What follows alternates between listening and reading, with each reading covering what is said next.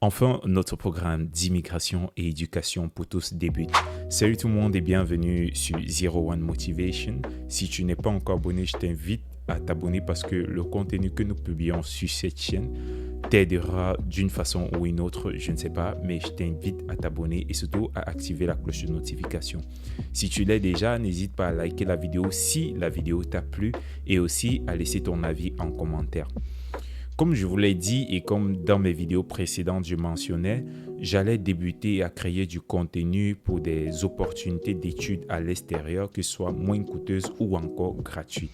Je vous reviens aujourd'hui pour ce projet-là et je débute ce projet à partir d'aujourd'hui. La vidéo que je ferai aujourd'hui sera une vidéo qui va vous préparer à faire une procédure pour étudier à l'extérieur. Lorsque je dis extérieur, c'est l'extérieur de l'Afrique francophone. Bon, quand je dis Afrique francophone, Cameroun, Côte d'Ivoire, Bénin, Gabon, Sénégal et tous les autres pays, que ce soit anglophones ou francophones, mais je fais cette vidéo en français, donc forcément c'est pour les francophones, les pays africains francophones, ou bien même encore si tu es en Europe, peut-être une opportunité peut t'intéresser et puis tu vas la saisir. Déjà, il y a de cela peu de temps, dans ma vidéo que je faisais, je mentionnais que les meilleurs pays pour étudier lorsqu'on n'a pas assez d'argent, lorsqu'on ne peut pas gérer, lorsqu'on n'a pas assez de moyens financiers étaient les pays asiatiques, soit la Chine et l'Inde. J'avais ajouté Dubaï, mais où la location coûtait un peu plus cher. Et j'ai aussi mis le Vietnam où les comportements sont un peu différents, les cultures sont différentes. Mais il faudrait savoir que les cultures sont différentes dans tous les autres pays. Donc, avant de commencer cette vidéo, j'aimerais préciser que au début, je voulais faire des vidéos uniquement pour l'Asie et dans les pays d'Asie, soit l'Inde, soit la Chine, soit le Vietnam, soit Dubaï. Mais j'ai eu plusieurs recommandations, j'ai eu des mails, j'ai eu des messages sur Facebook, sur Instagram et aussi, surtout sur mon mail, j'ai reçu plusieurs mails en dehors de ces messages-là pour des procédures d'Europe aussi. Je tiens à vous rappeler que je ne suis pas un agent d'immigration. Donc lorsque je dis je ne suis pas un agent d'immigration, les opportunités que je vous présenterai dans mes vidéos, vous êtes libre de faire cette procédure vous-même. Je ne vous demande pas de faire vos documents dont je vais citer dans cette vidéo et m'envoyer. Non, je vous demande de suivre la procédure. Mais si quelqu'un a des difficultés de suivre cette procédure-là, il peut solliciter mon aide et puis je vais l'accompagner. Mais cela va nécessiter un peu de finances. Lorsque je dis un peu, parce que je vous aide, je ne suis pas un agent d'immigration. Je tiens à insister sur ça. Ou je ne suis pas en partenariat avec une agence d'immigration, non.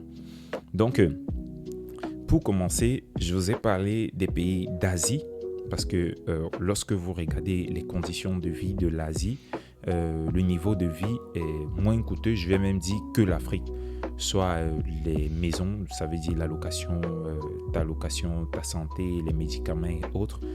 Et aussi, je pense que la nutrition, elle est bonne là-bas. Le coût de vie n'est pas assez élevé par rapport à l'Europe. Je prends l'exemple, en Europe, tu peux difficilement trouver une maison à 100 euros, moins de 100 euros. Et disons même moins de 200 euros. Pourtant, avec même 60 euros, tu peux avoir une maison en France ou avoir une maison encore en Chine. Loin de là, parce que la majorité des procédures dont je vais vous donner, l'école vous loge, l'école vous donne votre billet d'avion, l'école vous donne tout ça. Mais aussi, certaines autres procédures, vous allez devoir dépenser. Ça sera en fonction de vos moyens que vous allez choisir.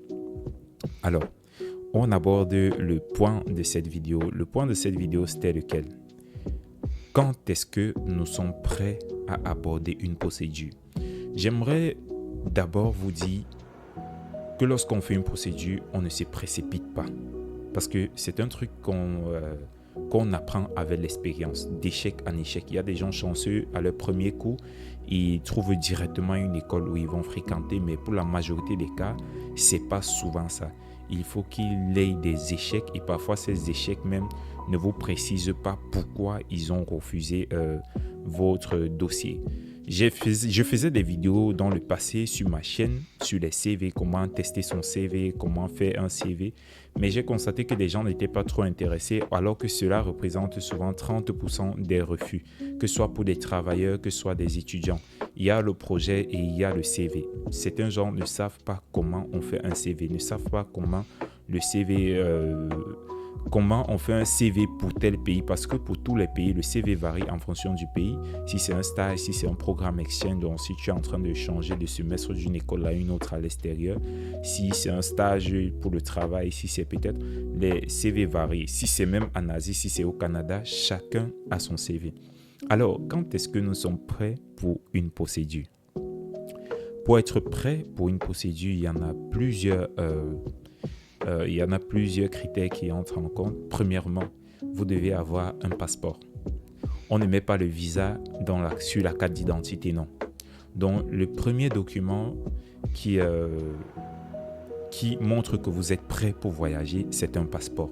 Donc, avant d'engager toutes les procédures, parce que je vais publier tellement d'opportunités, je sais que plusieurs personnes ne sont pas informées par rapport aux opportunités qu'il y a en Afrique, par rapport aux opportunités qu'il y a dans le monde. C'est pourquoi moi, je fais cette vidéo pour vous ouvrir, parce que je sais que Internet du Cameroun, Internet de la Côte d'Ivoire, Internet d'Afrique n'est pas Internet de l'Europe ou de l'Asie.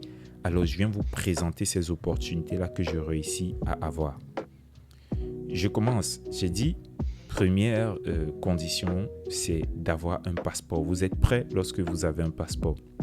Deuxième condition, c'est d'avoir au moins un baccalauréat. On ne voyage pas sans avoir un baccalauréat. C'est le premier diplôme qui est reconnu, parce que si vous parlez de BEPC, si vous parlez de CRP, si vous parlez de CAP, les Européens ne connaissent pas ça. C'est je vais dire l'Occident, je vais même dire l'Asie, je vais même aller jusqu'à dire, même nos diplômes de bac, généralement, c'est pas souvent très connu. Je vais prendre là l'exemple du Canada, où le diplôme collégien, c'est le DEC. Donc, lorsque vous allez arriver avec un bac, ça sera un peu difficile de trouver une procédure avec une bourse au Canada directement, où on demande juste votre baccalauréat. C'est pas possible. Ça, c'est d'un. Et de deux, j'avais fait une vidéo où je vous avais dit que l'école francophone, c'est du scam. Je sais beaucoup de gens vont se plaindre, dont vous voulez dire qu'à l'école francophone, on n'apprend rien. Permettez-moi de vous dire, mais c'est le scam. Moi, particulièrement, j'ai fait mes études en français, je vais dire de l'école, mon primaire, mon secondaire. J'ai fait mon parcours d'ingénieur, ma licence, même en anglais. En français, je vais dire. En français, c'est plus tard que je suis entré dans le système anglophone et avec beaucoup d'efforts. Je peux vous rassurer qu'il y en a beaucoup de choses qui existent en anglais qui n'existent pas en français. Il y en a des filières qu'on ne fait qu'en anglais. Et un autre point, c'est que vous n'allez jamais voir un pays où on ne peut pas étudier en anglais. Ça veut dire, si vous allez au Portugal, ils parlent le portugais, mais il y a des écoles où on étudie en anglais. Et généralement, ce sont les meilleures écoles qui étudient en anglais. Dans un pays, lorsqu'une école étudie en anglais, elle est toujours comptée parmi les plus grandes écoles, universités, autres. Vous pouvez checker. Là, c'est premièrement. La majorité des grandes écoles, des grandes écoles n'ont des programmes que anglophones. Si on vous demande de venir étudier en Allemagne, il y a deux possibilités. Soit vous étudiez en allemand, soit vous étudiez en anglais. Il n'y a pas une possibilité d'étudier en français. Peut-être il y a des écoles françaises en Allemagne, mais permettez-moi, je vais vous dire que ces écoles-là, généralement, sont des écoles privées. Vous allez voir, on va dire collège français d'allemand. Ce sont des écoles qui coûtent très cher. Donc, l'anglais, c'est une compétence que tout étudiant, toute personne qui veut étudier doit avoir. Donc, le deuxième point, le plus important, c'est votre capacité de vous exprimer en anglais. La majorité des opportunités que je vais vous donner vont demander le test d'anglais. Parfois pas. Mais généralement, lorsqu'on veut peu de personnes, on demande un test d'anglais avec un score. Ça ne veut pas dire que les francophones sont épargnés, non, mais ça veut tout simplement dire que on veut être sûr que vous pouvez tenir des études dans cette langue, que vous n'avez pas de lacunes de langue. Moi-même, j'ai eu les lacunes de langue lorsque je voyageais, donc... mais avec le temps, ce sont des choses qui s'arrangent. D'où j'aimerais toujours vous amener à solliciter, à regarder plutôt du côté de l'Asie, parce que ce sera très difficile qu'on vous demande un test de langue pour étudier en Asie. Et lorsque vous arrivez, vous allez voir d'autres pays, vous serez entouré de plusieurs pays, mais vous n'aurez pas la capacité, parce que très peu de personnes parlent français. Donc, vous allez côtoyer des gens là qui parlent anglais tout le temps et vous serez obligé d'apprendre l'anglais. D'où l'avantage de l'Asie encore. Alors que si vous partez d'un pays comme l'Allemagne, les gens vont parler allemand, même si vous étudiez en français, il va vous falloir encore étudier l'allemand. Or, vous pouvez aussi partir en allemand, étudier en anglais. Mais là-bas, on va vous donner un test, on va vous demander un test, un âge généralement avec un score d'environ 6,5 ou 7 sur 8, sur 9, je pense, oui, sur 9. Donc, tout ça dépend aussi de votre niveau d'anglais, généralement. Lorsque vous avez un très bon niveau d'anglais, là, vous êtes avantagé. Et aussi, lorsque je disais le système francophone, c'est du scam, c'est aussi parce que, en fait, la manière qu'on note les diplômes français ou en français, ou le système francophone que nous étudions, est très différent de celle des anglophones. Je vous explique. Chez les anglophones, il y a ce qu'on appelle le CGPA, qui est une note parfois sur 10, parfois sur 5. Il y a un pourcentage. Le CGPA, généralement, représente la note de l'étudiant. Ça veut dire qu'il n'y a pas de rang. Lorsque vous voyez haut, pour certaines écoles, ça veut dire qu'il a eu 20, bon, pas 20, 19, 20. Pour certaines écoles, lorsque vous voyez haut, ça veut dire qu'il a la première note. Donc, ce système d'annotation-là, ce n'est pas le même chez nous, les francophones. Et lorsqu'on va voir une épreuve, quelqu'un a eu 19,2 par exemple, c'est 19,5 ou 19, c'est une très grande note, c'est vrai, mais les anglophones, on va les interroger sur 100 points, généralement. Ce qui permet d'être sûr qu'on a évalué l'étudiant ou l'élève sur tous les points. Parce que 100 points, ça veut dire qu'il y a beaucoup de questions et on a pu toucher tous les points. Pourtant, lorsqu'on dit 20 points, on ne sait pas comment on a pu interroger tout un programme sur 20 points chez un élève. C'est d'où l'accréditation des écoles francophones est un peu très difficile. Partez sur Google même, vous checkez les meilleures écoles du monde. Vous n'allez jamais voir une école qui a un programme français, espagnol, portugais. Non, vous allez toujours voir, ce sont des écoles anglophones. Donc, pour les parents qui sont tombés sur cette vidéo, je vous invite à inscrire vos enfants dans les écoles anglophones.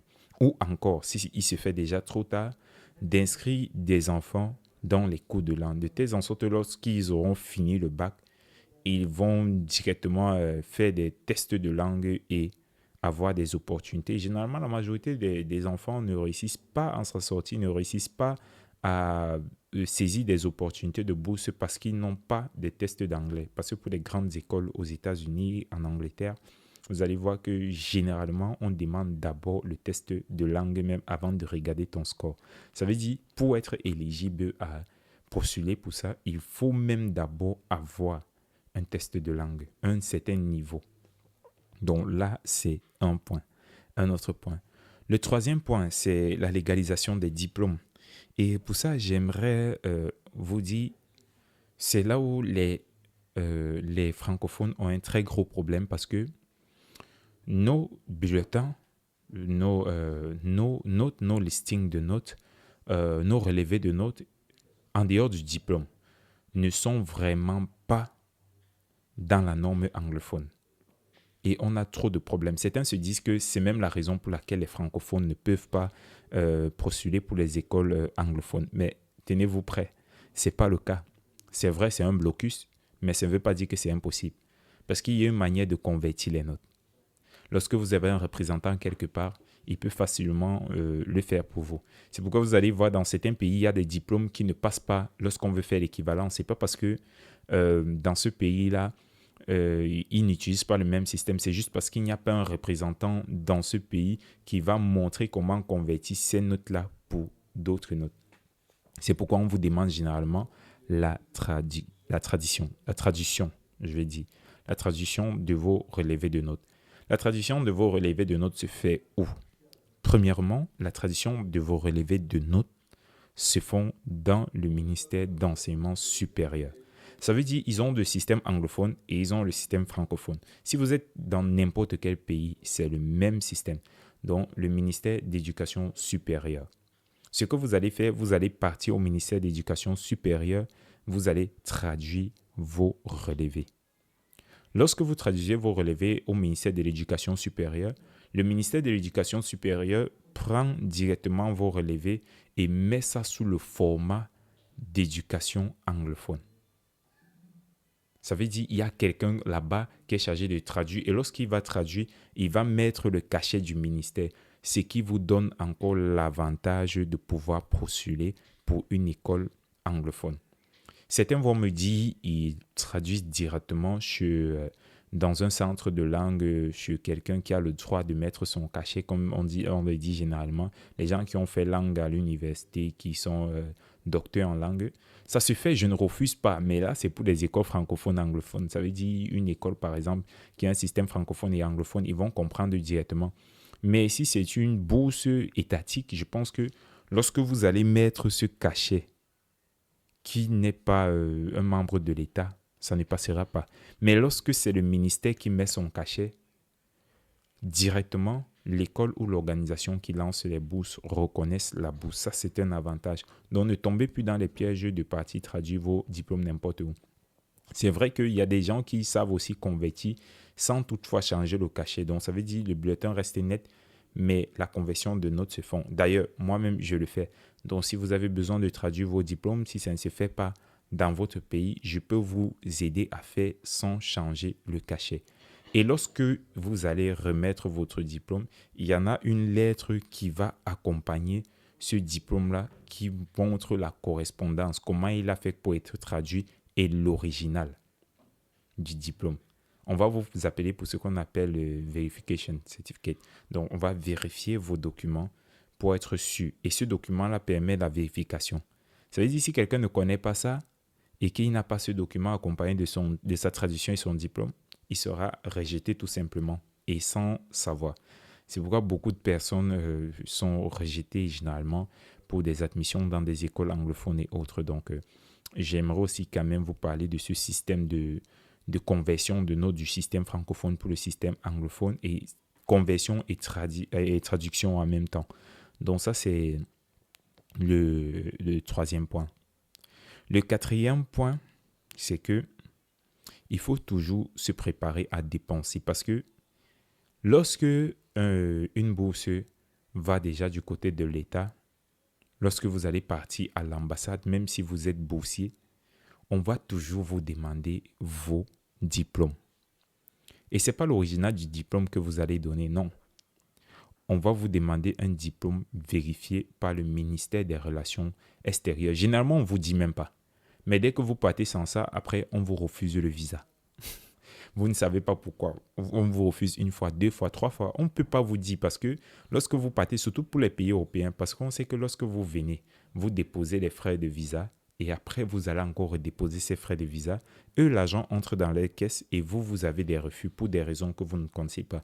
Il y en a des pays qui sont gentils, ils vont juste, sans préciser que c'est le système de conversion, ils vont juste dire que votre profil ne correspond pas aux études dans leur pays, que ton dossier scolaire n'est pas assez convaincant et autres. N'est pas assez convaincant, mais on ne va pas te dire que la conversion que tu as fait n'est pas bien ou ton diplôme, tu devrais le traduire, non. Donc, si on veut prendre l'exemple du Cameroun, pour légaliser ton diplôme, ça veut dire quoi? Ce que tu vas faire, tu vas d'abord traduire premièrement. Deuxièmement, après avoir traduit ton diplôme, je ne sais pas, ça doit être 25 000 le diplôme ou peut-être 15 000, ça varie en fonction de l'endroit où tu légalises ton diplôme. Au ministère à Yaoundé, c'est un peu moins cher. Donc, tu vas traduire ton diplôme. Quand tu l'as traduit et converti dans le système anglophone, ce que tu vas faire, tu vas partir mettre des timbres tu vas partir au ministère demander une copie légalisée de ton diplôme. Tu vas prendre cette copie-là, tu vas coller un timbre sur ça et tu vas revenir au ministère pour dire que tu veux faire la copie de ton diplôme pour qu'on signe. Lorsque le ministère a donc signé cette copie, je ne dis pas la photocopie, je dis la copie. certifié d'abord premièrement par le ministère de l'Enseignement supérieur et traduit aussi. Quand c'est traduit et signé par le ministère de l'Enseignement supérieur, la deuxième chose à faire pour que ça passe dans toutes les procédures et ça passe dans toutes les ambassades, il faut reprendre cette copie certifiée et légalisée, cette copie traduite et convertie, l'amener maintenant au ministère des Relations extérieures. Arrivé au ministère de l'Éducation extérieure, vous allez dire là-bas, vous venez pour certifier votre diplôme. Je sais que c'est un truc qui se remplit en ligne. Bon, quand moi je faisais mes procédures, on le faisait encore physiquement et on ne le payait pas. Mais j'ai été surpris qu'on m'a dit récemment que pour légaliser tous tes diplômes au MINRES des relations extérieures, c'est environ 20 000. Je ne sais pas si c'est 20 000 le diplôme ou c'est 20 000 tous tes diplômes. C'est vraiment, vraiment cher. Parce qu'on sait que beaucoup de personnes s'intéressent. Et ça, c'est pour ceux qui connaissent qu'il faut le faire. Parce que pour ceux qui ne savent pas qu'il faut le faire, on ne va jamais te dire ça à l'ambassade. Ça veut dire que tu viens juste avec ton diplôme comme ça et on te rejette. Donc, pour une école ou une procédure anglophone, premièrement, si tu es francophone, si tu es anglophone, tu n'as pas besoin de faire tout ce dont je parle. Mais si tu es francophone, il va falloir traduire et convertir tes diplômes. Là, ce n'est pas pour l'école où tu demandes l'admission. Parce que l'école peut te demander l'admission, mais l'ambassade te refuse le visa. Donc, tu vas convertir ton diplôme dans système, ta notation en système anglophone, en traduisant, bien sûr. Lorsque tu finis ça, tu légalises ton diplôme au ministère de l'Enseignement supérieur. Tes diplômes, je veux dire. Lorsque tu as fini de légaliser tes diplômes, tu vas partir au MINRES, ministère des Relations extérieures, pour certifier ces diplômes. Comment on l'appelle? L'ambassade ne peut regarder que les diplômes qui ont été certifiés par le MINRES. Je pense que pour la vidéo d'aujourd'hui, ça sera fini. Et je pense que vous êtes aussi prêts parce que le dernier document qu'il faut, c'est le CV. Je vous ai dit, le CV varie en fonction du pays où vous êtes et en fonction de votre profil. Parce qu'il y a des gens qui ont fait plusieurs formations. Lorsqu'on dit CV, ils envoient seulement tout. Ils ne savent pas. Il y a des gens qui ne savent pas qu'il y a des verbes qu'il ne faut pas utiliser dans certaines parties. Il y a des CV qui ne prennent pas des photos et ceux où on vous recommande forcément des photos. J'ai fait des vidéos sur ça. Il vous faut un CV assez lourd. Et lorsque ces documents, CV assez lourd, passeport, test de langue, si vous avez le test de langue, vous êtes encore très avantagé. Test de langue. Vous avez vos diplômes traduits. Vous êtes prêts pour toute bourse. Et laissez-moi vous dire que les choses qu'on va vous dire, il faut avoir une note de 17, il faut avoir une note de 20, il faut avoir une note de 19 pour faire des procédures. Ce n'est pas toujours ça parce que tout le monde ne postule pas. Des gens ne sont même pas au courant qu'il y a certaines bourses. Et c'est pourquoi je vais faire mes vidéos. Donc, si tu es là parce que tu veux évoluer, à l'extérieur, je t'invite à t'abonner parce que ce qui arrive, vous n'êtes pas prêt, ça sera plus fort que vous. Ça veut dire que certaines personnes vont voyager uniquement en écoutant mes vidéos. Et n'hésitez pas à donner vos points de vue en commentaire et à commenter les pays où vous voulez partir pour que je puisse vous expliquer les procédures et vous donner des opportunités s'il y en a. Je mettrai un lien Telegram en description pour ceux qui veulent plus d'informations. Ils n'ont qu'à joindre ce lien-là. Merci d'être resté jusqu'à la fin. Abonne-toi et on se voit à la prochaine vidéo d'ici peu.